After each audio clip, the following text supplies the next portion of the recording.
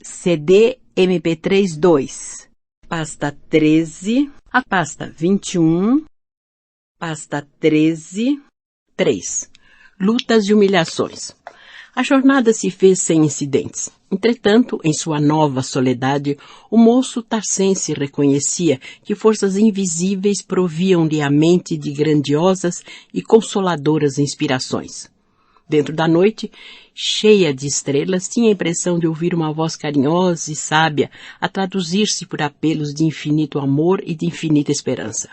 Desde o instante em que se desligara da companhia amorável de Áquila e sua mulher, quando se sentiu absolutamente só para os grandes empreendimentos do seu novo destino, encontrou energias interiores até então imprevistas, por desconhecidas. Não podia definir aquele estado espiritual, mas o caso é que dali por diante, sob a direção de Jesus, Estevão conservava-se a seu lado como companheiro fiel. Aquelas exortações, aquelas vozes brandas e amigas que o assistiram em todo o curso apostolar e atribuídas diretamente ao Salvador, provinham do generoso mártir do caminho que o seguiu espiritualmente durante 30 anos, renovando-lhe constantemente as forças para a execução das tarefas redentoras do Evangelho. Jesus quis, dessa arte, que a primeira vítima das perseguições de Jerusalém ficasse para sempre irmanada ao primeiro algoz dos prosélitos de sua doutrina de vida e redenção. Ao invés dos sentimentos de remorso e perplexidade em face do passado culposo, da saudade e desalento que às vezes lhe ameaçavam o coração, sentia agora radiosas promessas no espírito renovado, sem poder explicar a sagrada origem de tão profundas esperanças. Não obstante, as singulares alterações fisionômicas que a vida, o regime e o clima do deserto lhe produziram, entrou em Damasco com alegria sincera na alma, agora devotada absolutamente ao serviço de Jesus. Com júbilo indefinível, abraçou o velho Ananias, pondo-o ao corrente de suas edificações espirituais. O respeitável ancião retribuiu-lhe o carinho com imensa bondade. Dessa vez, o ex-rabino não precisou insular-se numa pensão entre desconhecidos, porque os irmãos do caminho lhe ofereceram franca e amorosa hospitalidade. Diariamente, repetia a emoção confortadora da primeira reunião a que comparecera, antes de recolher-se ao deserto. A pequena assembleia fraternal congregava-se todas as noites trocando ideias novas sobre os ensinamentos do Cristo, comentando os acontecimentos mundanos à luz do Evangelho, permutando objetivos e conclusões. Saulo foi informado de todas as novidades atinentes à doutrina, experimentando os primeiros efeitos do choque entre os judeus e os amigos do Cristo, a propósito da circuncisão. Seu temperamento apaixonado percebeu a extensão da tarefa que lhe estava reservada. Os fariseus, formalistas da sinagoga, não mais se insurgiam contra as atividades do caminho, desde que o seguidor de Jesus fosse, antes de tudo, fiel observador dos princípios de Moisés. Somente Ananias e alguns poucos perceberam a sutileza dos casuístas que provocavam deliberadamente a confusão em todos os setores, atrasando a marcha vitoriosa da Boa Nova Redentora. O ex-doutor da lei reconheceu que, na sua ausência, o processo de perseguição tornara-se mais perigoso e mais imperceptível, porquanto as características cruéis, mas francas, do movimento inicial sucediam às manifestações de hipocrisia farisaica que, a pretexto de contemporização e benignidade, mergulhariam a personalidade de Jesus e a grandeza de suas lições divinas em criminoso e deliberado ouvido. Coerente com as novas disposições do foro íntimo, não pretendia voltar à sinagoga de Damasco, para não parecer um mestre pretensioso a pugnar pela salvação de outrem, antes de cuidar do aperfeiçoamento próprio, mas, diante do que via e coligia com alto senso psicológico, compreendeu que era útil arrostar todas as consequências e demonstrar as disparidades do formalismo farisaico com o Evangelho, o que era a circuncisão e o que era a nova fé. Expondo a Ananias o projeto de fomentar a discussão em torno do assunto, o velhinho generoso estimulou-lhe os propósitos de restabelecer a verdade em seus legítimos fundamentos. Para esse fim, no segundo sábado de sua permanência na cidade, o vigoroso pregador compareceu à sinagoga. Ninguém reconheceu o rabino de Tarso na sua túnica rafada, na epiderme tostada de sol, no rosto descarnado, no brilho mais vivo dos olhos profundos. Terminada a leitura e a exposição regulamentares, franqueada a palavra aos sinceros estudiosos da religião, eis que o desconhecido galga a tribuna dos mestres de Israel e, buscando interessar a numerosa assistência, falou primeiramente do caráter sagrado da lei de Moisés, detendo-se apaixonado nas promessas maravilhosas e sábias de Isaías, até que penetrou o estudo dos profetas. Os presentes escutavam-no com profunda atenção. Alguns se esforçavam por identificar aquela voz que lhes não parecia estranha. A pregação vibrante suscitava ilações de grande alcance e beleza. Imensa luz espiritual transbordava dos raptos antiloquentes. Foi aí que o ex-rabino, conhecendo o poder magnético já exercido sobre o vultuoso auditório, começou a falar do Messias Nazareno, comparando sua vida, feitos e ensinamentos com os textos que o anunciavam nas Sagradas Escrituras. Quando abordava o problema da circuncisão, eis que a assembleia rompeu em furiosa gritaria. É ele! É o traidor! Clamavam os mais audaciosos depois de identificar o ex-doutor de Jerusalém. Pedra ao blasfemo! É o bandido da seita do caminho.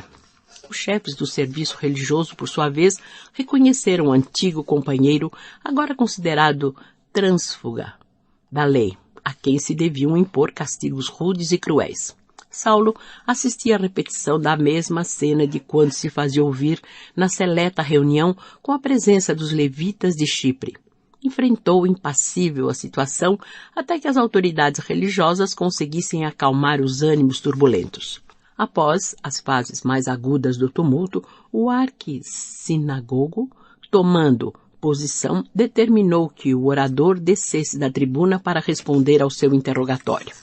O convertido de Damasco compreendeu de relance toda a calma de que necessitava para sair-se com êxito daquela difícil aventura e obedeceu de pronto sem protestar. Sois Saulo de Tarso, antigo rabino em Jerusalém? Perguntou a autoridade com ênfase. Sim, pela graça do Cristo Jesus, respondeu em tom firme e resoluto. Não vem ao caso referências quaisquer ao carpinteiro de Nazaré. Interessa-nos tão só a vossa prisão imediata de acordo com as instruções recebidas do templo, explicou o judeu em atitude solene. Minha prisão? Interrogou Saulo admirado. Sim. Não vos reconheço o direito de efetuá-la, esclareceu o pregador. Diante daquela atitude enérgica, houve um movimento de admiração geral. Por que relutais? O que só vos cumpre é obedecer. Saulo de Tarso fixou-o com decisão, explicando. Nego-me porque, não obstante haver modificado minha concepção religiosa, sou doutor da lei e, além disso, quanto à situação política, sou cidadão romano e não posso atender a ordens verbais de prisão. Mas estás preso em nome do Sinédrio. Onde o mandado? A pergunta imprevista desnorteou a autoridade. Havia mais de 2 anos chegara de Jerusalém o documento oficial, mas ninguém podia prever aquela eventualidade. A ordem fora arquivada cuidadosamente, mas não podia ser exibida de pronto como exigiam as circunstâncias. O pergaminho será apresentado dentro de poucas horas, acrescentou o chefe da sinagoga um tanto indeciso. E como a justificar-se, acrescentava, desde o escândalo da vossa última pregação em Damasco, temos ordem de Jerusalém para vos prender. Saulo fixou-o com energia e, voltando-se para a assembleia que lhe observava a coragem moral, tomada de pasmo e admiração, disse alto e bom som. Varões de Israel, trouxe ao vosso coração o que possuía de melhor, mas rejeitais a verdade, trocando-a pelas formalidades exteriores. Não vos condeno, lastimo-vos, porque também fui assim como vós outros. Entretanto, chegada a minha hora, não recusei o auxílio generoso que o céu me oferecia. Lançais-me acusações vituperais, minhas atuais convicções religiosas? Mas qual de vós estaria disposto a discutir comigo? Onde o sincero lutador do campo espiritual que deseje sondar em minha companhia as Santas Escrituras? Profundo silêncio seguiu-se ao repto. Ninguém? Perguntou o ardoroso artífice da nova fé com um sorriso de triunfo. Conheço-vos, porque também palmilhei esses caminhos. Entretanto, convenhamos em que o farisaísmo nos perdeu, atirando nossas esperanças mais sagradas num oceano de hipocrisias. Venerais Moisés, na sinagoga, tendes excessivo cuidado com as fórmulas exteriores, mas qual a feição da vossa vida doméstica?